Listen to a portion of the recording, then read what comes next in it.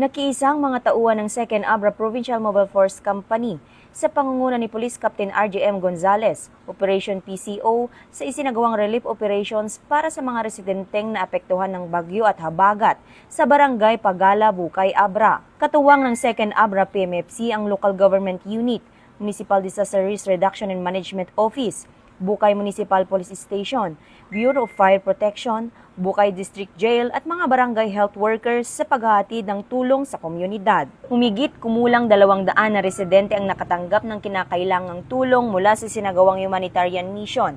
Naglaan din ng 2nd Abra PMFC ng police assistance at transport support, kabilang ang pagtulong sa paghahatid ng mga relief goods patawid ng ilog, upang matiyak na ligtas at maayos na makarating ang mga pangunahing pangangailangan sa mga pamilyang naapektuhan. Sa kabila ng malakas na agos ng ilog at masamang lagay ng panahon, hindi naging hadlang ang panganib upang maisakatuparan ang misyon.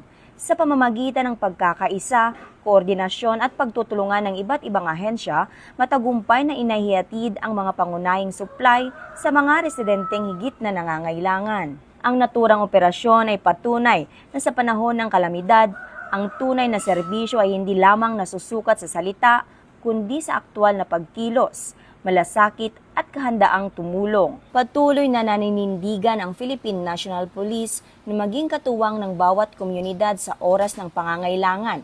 Sa bawat hamon at kalamidad, patuloy tayong kikilos upang matiyak na walang mamamayang maiiwan. Walang pamilyang makakalimutan at walang nangangailangan ng tulong ang hindi maaabot.